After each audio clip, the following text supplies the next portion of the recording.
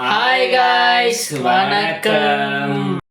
என் இனிய பொன்மொழிகளே எல்லோருக்கும் வணக்கம். Welcome back to our New Lines YouTube channel. Okay guys, நம்ம இன்னைக்கு என்ன வீடியோ எடுத்துகிட்டு வந்திருக்கோம் அப்படின்னு பார்த்தீங்கன்னா மை லாட். அந்த படத்தை வரையறதா நம்ம சசிகுமார் சாரோட படம். ரீசெண்ட்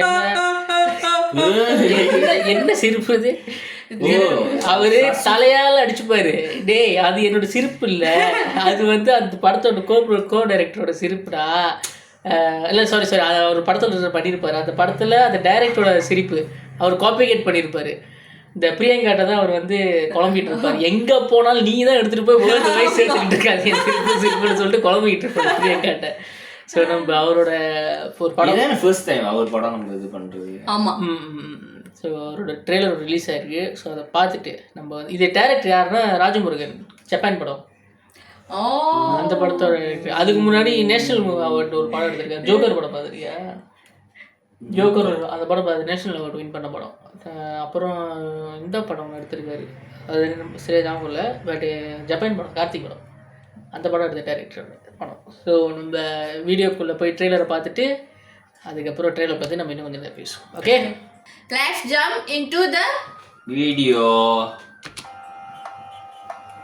டாடா டிஎன்ஏவா மேக்கரா ப்ரொடியூசரா? ஓ, நம்ம ஊருக்கு கரெக்ட் சார் வந்திருக்காங்க. நம்ம பத்தி என்ன நினைப்பாங்க? இந்த ஊர்ல ஒரு குடும்பம் ஆவியா சுத்திட்டு இருக்குன்னு நாடு பூரா தெரியட்டும்னே. தெரிவாகாது. திருவள்ளுவர் என்ன சொல்லியிருக்காரு தெரியுமா முத்து சார்? எங்க எம்எல்ஏ என்ன சொல்லியே நான் கேட்கல. அவர் யாரு சார்?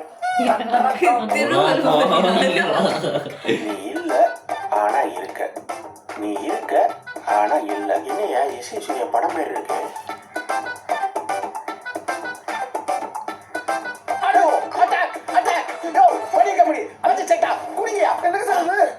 Political enemies. இது cool joke. அந்த கண்ணு தெரியாம ஹீரோ ஹீரோயினோஸ் கண்ணு தெரியாது. அப்படி ஒரு ரேஷன் கார்டு எடுக்கணும்னா அதுல என் பேருக்கு மேல உங்க பேர் தான் இருக்கணும். நானெல்லாம் பொண்டாட்டியால ரத்தம் சிந்தினவன். பொண்டாட்டிக்காக ரத்தம் சிந்தினவங்கிற பேரு வரலாற்றுல உனக்கு பதிவாகும் அப்பா. பட் இங்க பிரச்சனையே வேற. உலகத்திலேயே பெரிய ஜனநாயக நாடு எது? இந்தியா. உலகத்திலேயே பெரிய பிளாக் மார்க்கெட்டு அதுவும் இந்தியா தான் சார். அதுக்கு தான் ஸ்மூத்தா ஒரு லைன் இருக்கு. கடவுள் எதுக்கு மனுஷனுக்கு ஓரஞ்சு மிட்டாய் மாதிரி 2 கிட்டி கொடுத்துருக்குன்னு தெரியுமா? இல்லாதப்பட்டவனுக்கு ஒண்ணு கொடுத்தா அவனும் ஹாப்பியா இருப்பான், நாமளும் ஹாப்பியா இருக்கலாம்.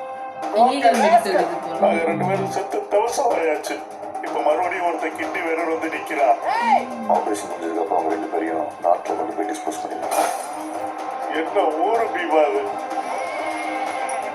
கொஞ்ச நாள் வீல் சேர்ல உட்காந்துட்டா ஏறி மிதிச்சு ஏன்டா?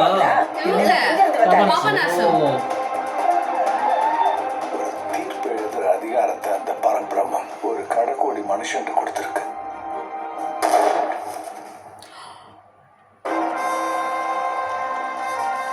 பாலிமர், சன் நியூஸ் பகல் செய்திக்கு பார்த்தா டைரக்டா டைம்ஸ் ஆஃப் இந்தியா ஹெட்லைனுக்கு பிளான் பண்றியே.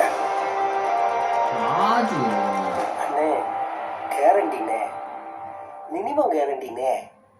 இந்த படம் வேற லெவலில் வந்துரும்பா. சீரியஸாக வேற லெவலில் வந்துடும். சூப்பராக. ஏன்னா இடையில சசிகுமார் வந்து ஒரு படத்தை ப்ரொடியூஸ் பண்ணி கடனில் மாட்டிக்கிட்டாரு போல இருக்கு. ஸோ அதனால அவர் என்ன பண்ணிட்டாரு, கிடைக்கிற எல்லா படத்துலையும் நடித்தார். மொக்கா படம், நல்ல படம், எல்லா படத்துலையும் நடித்தார். எப்போ அவர் வந்து இந்த அதுலேருந்து வெளியாகி இப்போ அவர் தொடர்ந்து ஒரு படம் எல்லாமே வந்து நல்ல நல்ல படமாக வந்துட்டு இருக்கு பார்த்தியா, அப்போ தான் அந்த மனுஷன் கடனெல்லாம் முடிச்சு அவருக்கு பிடிச்ச கதைகளில் நடிக்க ஆரம்பிச்சிருக்காரு. இன்னொன்று, அந்த மனுஷன் வந்து இத்தனை வருஷமாக டைரக்ட் பண்ண அவரோட அவர் டைரக்ட் பண்ண படம் வந்து பார்த்தா சுந்தரபாண்டியன் கூட என்ன படம்?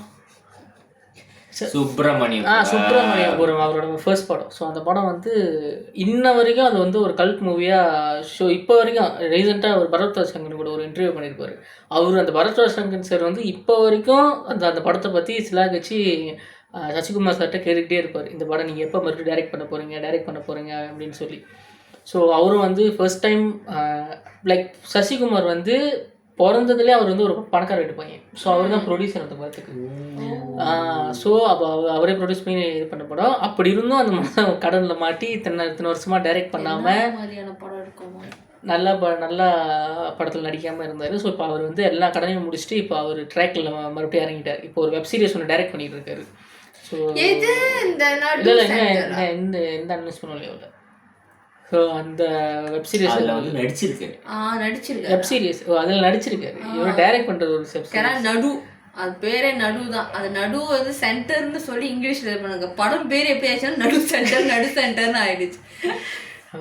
அவர் இப்போ அதுக்கு நான் வெயிட் பண்ணிக்கிட்டு இருக்கேன், அந்த வெப் சீரிஸ் எப்போ வரும் அப்படின்னு சொல்லி. அதுக்கப்புறம் இன்னொரு படம் டைரக்ட் பண்ண போகிறாரு.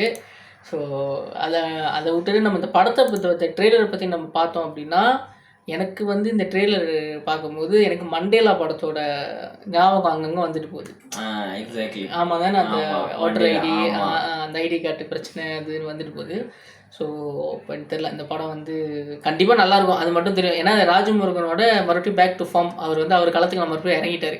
ஏன்னா இந்த நல்ல படம் நல்ல படம்னு இல்லை, இந்த ஒரு ரூட்டடான ஃபிலிம் எடுக்கிறவங்க எல்லாருமே ஒரு ஸ்டார் வேல்யூ இருக்கிறவங்க உள்ளே வரும்போது கொஞ்சம் தடுமாறிடுறாங்க போல்.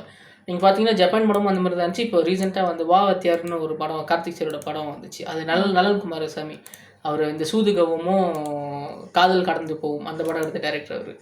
ஸோ அவரோட படம் வந்து அவரும் வந்து இந்த கமர்ஷனுக்குள்ளே என்ட்ரு ஆகும்போது கொஞ்சம் அந்த படமும் கொஞ்சம் தடுமாறிடுச்சு, வாத்தியாரும் கொஞ்சம் தடுமாறிடுச்சு. ஸோ இந்த டைரக்டர் மறுபடியும் அவரோட ஃபார்முக்கு வந்திருக்காரு. ஏன்னா ஜோக்கர் படம் எத்தனை பேர் பார்த்துருக்கீங்கன்னு தெரியல, பார்க்கலன்னா போய் பாருங்கள். உண்மையிலே சொல்கிறேன், நேஷனல் அவார்டு வாங்கின ஒரு தரமான ஒரு படம்.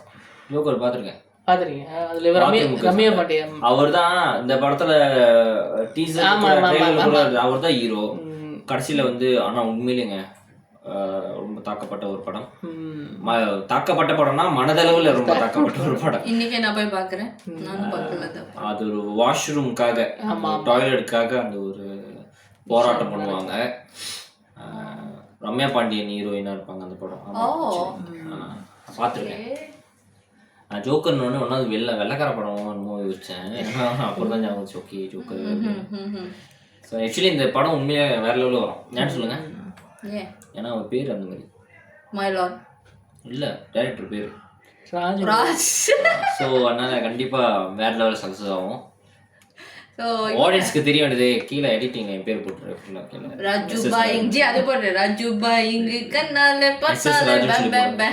ஆக்சுவலி வந்து பார்த்தீங்கன்னா இந்த அவர் மின்னுக்கு அந்த ராஜுன்னு சொல்லிட்டு வரும்போதே தெரியுது இந்த படம் வேற லெவல் ஹிட்டு. ராஜுனாலே ஹிட்டுங்க, வேற லெவல் ஆகும். ருத்ரானாலும் ஹிட்டு. ஆக்சுவலி அந்த ஹீரோயின் வந்து பிஃபோர் திஸ் வந்து 3 BHKல நான் பார்த்தேன். அதில் செம்மையாக பண்ணியிருந்தாங்க. இதில் வந்து பார்த்தீங்கன்னா அதில் அவ்வளோ சைலண்டான ஒரு பொண்ணுங்க. இதில் என்னன்னா பீடி பிடிச்சிட்டு ஒரு ஸ்டைலில் ஒரு உட்காந்துட்டு ஒரு போஸ் கொடுக்குறாங்க. நல்லா இருக்குது பார்க்கறதுக்கு. சசிகுமார் சாரும் வந்து ரொம்ப பவ்லியா ரொம்ப எனக்கு தெரிஞ்சு இவங்க அந்த ஆஷா ஷரத் அவங்க தான் மேபி வில்லியா இருக்க வாய்ப்பு இருக்கும்னு தோணுது. மேபி அவங்களோட கிட்னி, ஏன்னா அவங்க வீல் சேர்ல இருக்காங்க. ஸோ அவங்களுக்கு மேபி ப்ரெடிக்ஷனு, ஸோ அவங்களுக்கு தான் கிட்னி எதுவும் தேவைப்படுது போல இருக்கு. ஸோ அது மூலியமா நடக்கிற விஷயமா இருக்கு. ஏன்னா அவங்களை பார்த்தாலே தெரியுது நெகட்டிவ் ஷேட் மாதிரி இருக்கு லைட்டா.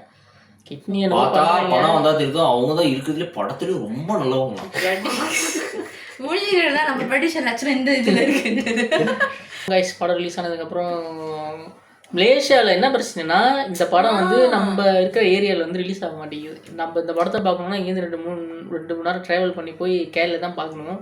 ஆனால் தெரியல அப்படி ரிலீஸ் ஆச்சுன்னா, ஏன்னா டூரிஸ்ட் ஃபேமிலிலேருந்து சசிகுமார் சாரோட மார்க்கெட் வந்து எகிரிச்சு. ஸோ கண்டிப்பாக நாங்கள் இருக்கிற ஏரியா ரிலீஸ் ஆனிச்சுன்னா நாங்கள் போய் இந்த படத்தை கண்டிப்பாக தேட்டரில் பார்ப்போம். ஓகேவா? ஸோ ஓகே கைஸ், அடுத்த வீடியோ அவங்கள நாங்கள் அடுத்த வீடியோவில் வந்து சொல்லிடுறேன். நம்மளோட சேலஞ்சிங் வீடியோ போய் மறக்காம போய் பார்க்க சொல்லி. சேலஞ்சிங் வீடியோ வந்து ரிலீஸ் ஆகிருக்குங்க. 8 மணிக்கு ரிலீஸ் ஆகிருந்துச்சு. ஸோ கண்டிப்பாக போயிட்டு எல்லாரும் புதுசாக ட்ரை பண்ணியிருக்கோம் கைஸ். ப்ளீஸ் போய் பாருங்க.